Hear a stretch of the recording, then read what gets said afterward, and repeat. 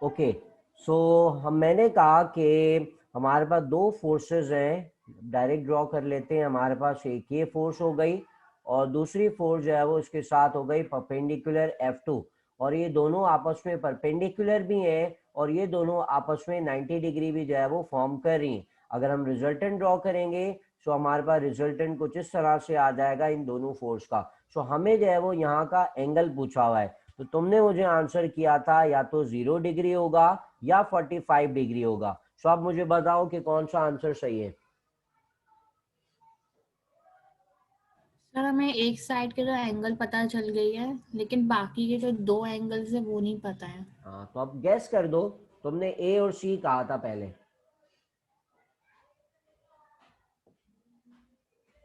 अच्छा, 0 डिग्री लग रहा है तुम्हें कहीं से?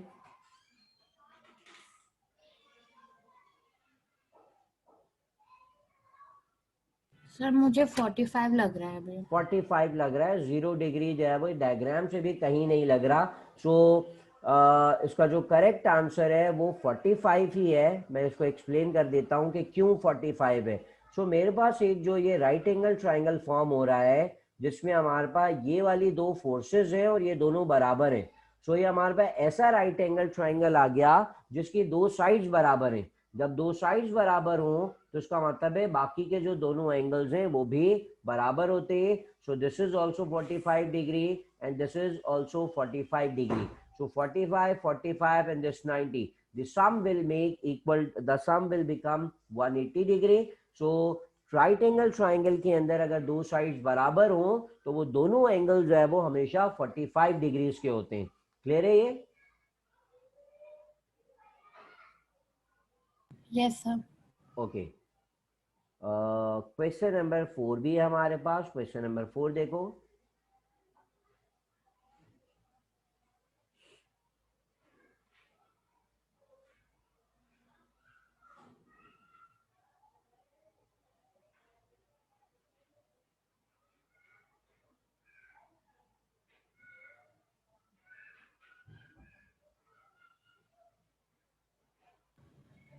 सर बी आंसर होगा।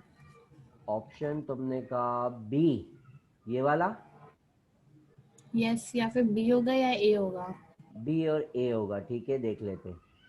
So this is T1, this is tension T2 and this is tension T3, और ये दोनों कनेक्टेड है हमारे पास इस ब्लॉक के साथ, और इस ब्लॉक का जो वेट है डाउनवर्ड डायरेक्शन में दैट इज W। ठीक है,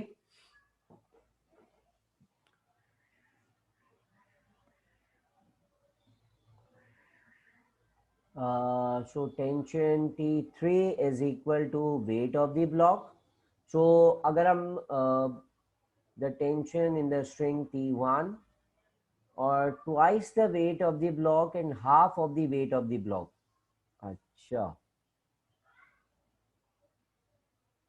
ओके। सो अगर हम जो है वो इस डायग्राम के इस पोर्शन को देखें, ये वाले पोर्शन को, सो इस पोर्शन के अंदर देखो अपवर्ड डायरेक्शन में जो है वो दो फोर्सेस हैं। अपवर्ड डायरेक्शन में जो है वो हमारे पास दो फोर्सेस हैं। One is the tension one, sorry tension two, ये हमारी हो गई टेंशन टू, और ये हो गई हमारी टेंशन थ्री।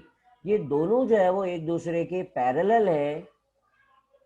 इसका मतलब ये हुआ कि टेंशन टू और टेंशन थ्री ये दोनों आपस में बराबर है, और ये दो टेंशन फोर्स असल में बैलेंस हो रही है डाउनवर्ड डायरेक्शन की फोर्स की, that is the weight force.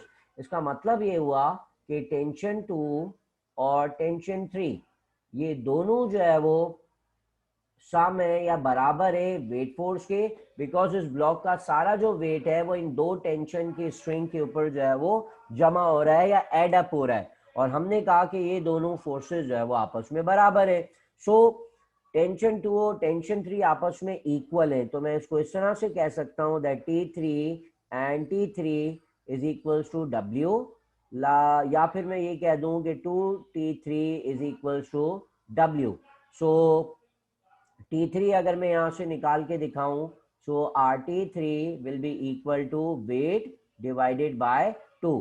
So the correct answer about the tension 3 in the string is half of the weight of the wood block. समझ आया सोल्यूशन? हाफ कैसे हुआ? हाफ कैसे हुआ? अच्छा देखो, मैंने दो टेंशन 2 और टेंशन 3 यहाँ पे ड्रॉ किए, समझ आ रही है? Yes sir. ठीक है, और दोबारा यहाँ पे गौर से अगर डायग्राम को भी देखो तो इस डायग्राम के अंदर भी ये जो दोनों फोर्सेस हैं टेंशन 2 और 3, ये आपस में पैरेलल है। अगर पैरेलल है तो मैंने साथ साथ ये भी अज्यूम कर लिया दैट T2 और T3 आपस में बराबर है। जहां तक बात समझ आई? Yes sir. ठीक है, फिर मैंने जो है वो ये देखा कि ये जो सारा वेट फोर्स है इस ब्लॉक का वो डायरेक्टली आ रहा है इन दो स्ट्रिंग्स के ऊपर, T2 पर और T3 के ऊपर, और इस वेट फोर्स को बैलेंस किया है इन दो फोर्सेस ने मिलकर। इट्स मीन T2 और T3 ये दोनों फोर्सेस बराबर है वेट ऑफ द ब्लॉक के। ठीक है,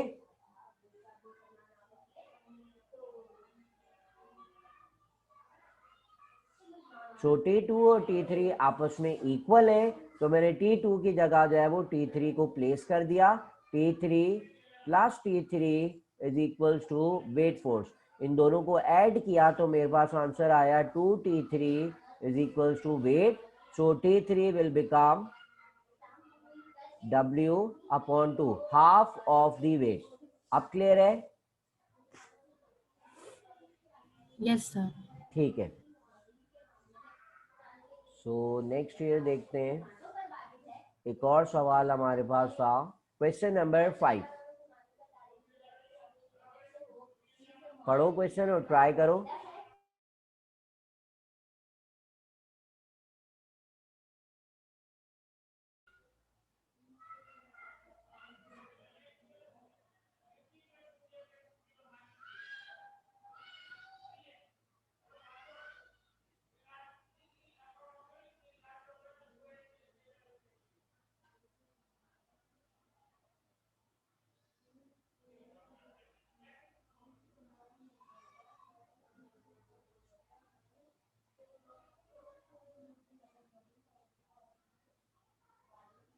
समझ आ रहा है ये सवाल? सर 0 होगा। 0 होगा, बिल्कुल सही है। F D cos theta and cos 0 degree is equal to 0, so the correct answer is 0। तुमने कैसे सॉल्व किया? सर मैंने भी यही मेथड से सॉल्व किया। बिल्कुल सही है। और दूसरी बात ये भी हम देख सकते हैं कि work is the dot product, work जो है वो असल में डॉट प्रोडक्ट होता है। और अगर हम प्रॉपर्टीज को रिकॉल करें सो परपेंडिकुलर वेक्टर्स के लिए डॉट प्रोडक्ट हमेशा 0 होता है। For perpendicular vector dot product is 0। Clear है सवाल? Yes sir. Okay, so next year देखते हैं एक और।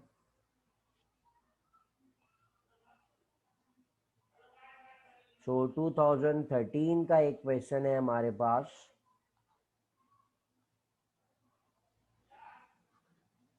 इसमें क्वेश्चन नंबर 3 एंड 4।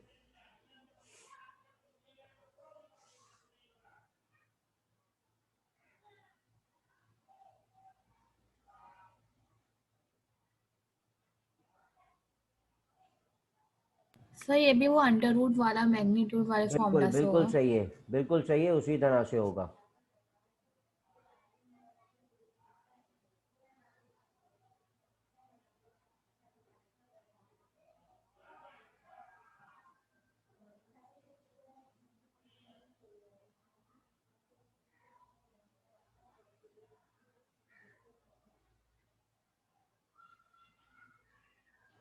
सर इसका आंसर सी होगा। ठीक है, इसका आंसर आ रहा है सी। देख लेते हैं, 25 प्लस 36, सो 50 एंड 61, बिल्कुल सही है। स्क्वायर रूट 61 जो है उसका करेक्ट आंसर है, बिल्कुल ठीक है। Now question number 4।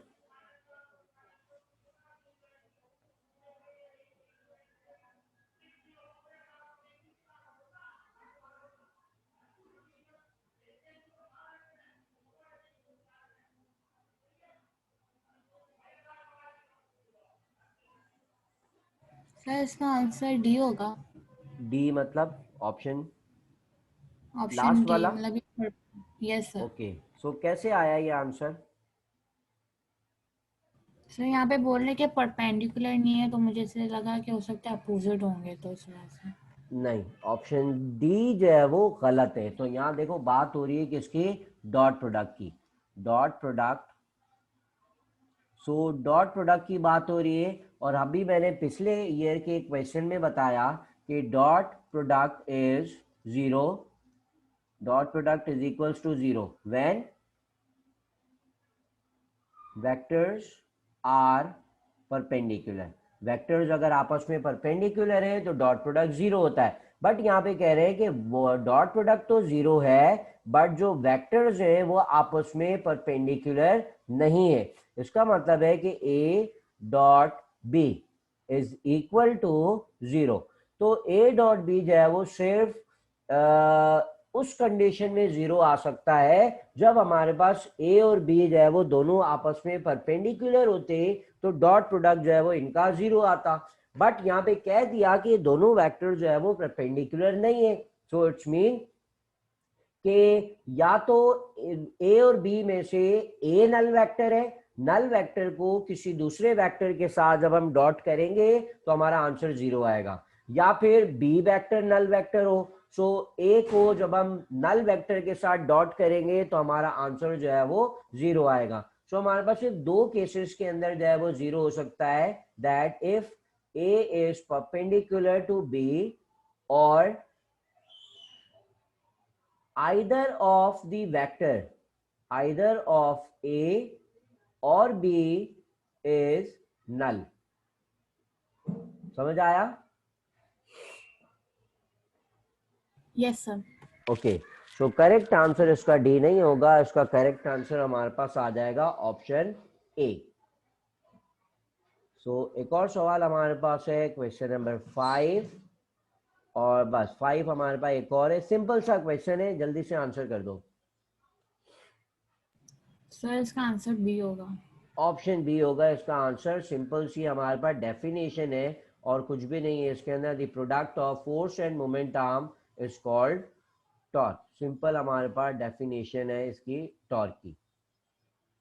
सो यहाँ पर भी 3 क्वेश्चंस मौजूद थे। नेक्स्ट ईयर देखते हैं कोई और।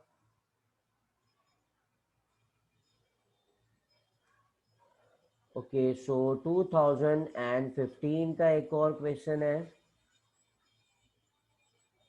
यहाँ मौजूद है क्वेश्चन नंबर 3। क्वेश्चन नंबर 3 को देखो।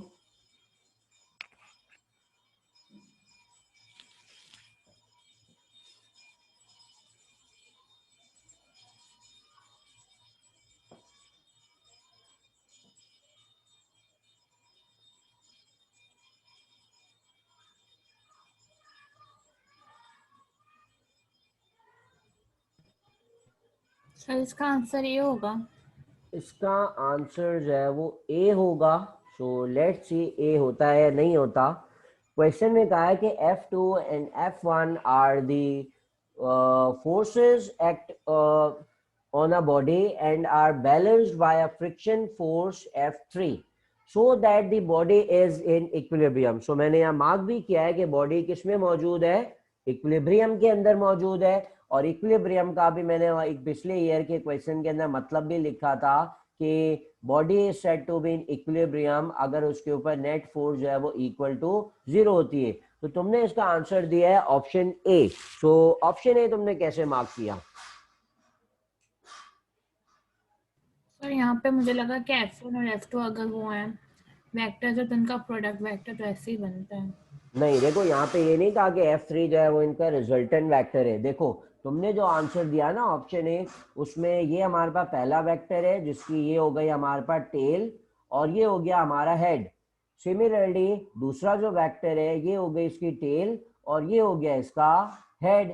सो जो F3 बना हुआ है, F3 असल में यहाँ इस डायग्राम के अंदर ए और बी का रिजल्टेंट है, बिकॉज फर्स्ट वेक्टर की टेल से लास्ट वेक्टर की हेड को ज्वाइन कर रहा है। तो यहाँ तो रिजल्टेंट बच रहा है। सो असल में नेट फोर्स जीरो होनी चाहिए।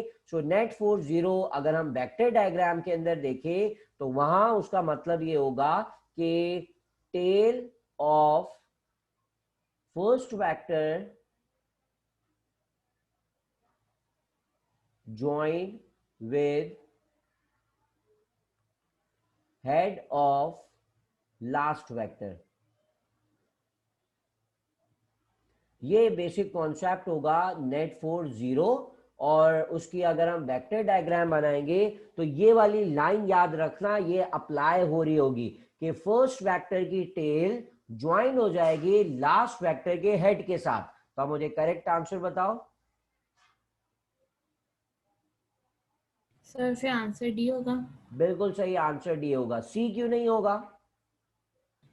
क्योंकि जो F2 है उसकी डायरेक्शन उल्टी है। बिल्कुल सही है, F2 की डायरेक्शन उल्टी बनी हुई है। तो जो करेक्ट आंसर है यहाँ पर it is the option D, जिसमें ये हमारा फर्स्ट वेक्टर हो गया, ये हमारा सेकंड वेक्टर हो गया, and this is the third vector. So third और लास्ट वेक्टर है जिसमें हम देख सकते हैं कि फर्स्ट वेक्टर की जो टेल है वो लास्ट वेक्टर के हेड के साथ ज्वाइंट हो रही है। दैट्स मीन यहाँ पर हमारे बॉडी के ऊपर लगने वाली जो नेट फोर्स है it is equal to zero. So option B is the correct answer.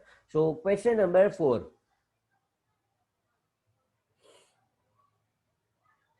Okay नहीं नहीं, 4 हाँ सही है, 4 रिलेटेड है। आंसर बताओ। सर बी आंसर होगा। ऑप्शन बी कैसे? सर यहाँ पे एंगुलर एक्सेलरेशन तो टॉर्क प्रोड्यूस करता है। बिल्कुल सही है, मैंने यहाँ पे वो एंगुलर और लीनियर को कंपेयर करके बताया था कि एक्सेलरेशन जो है वो प्रोड्यूस होती है by force, linear acceleration produce होती है बाय फोर्स। तो इसको हम कहते हैं फोर्स से जो प्रोड्यूस हो रही है it is linear acceleration.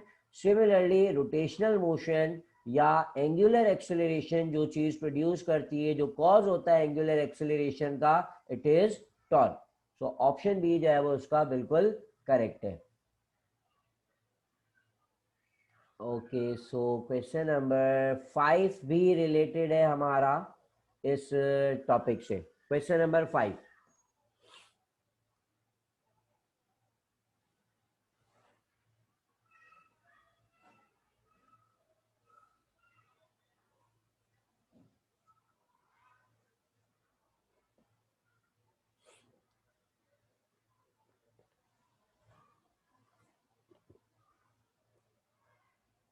Sir ये क्वेश्चन समझ नहीं आ रहा है।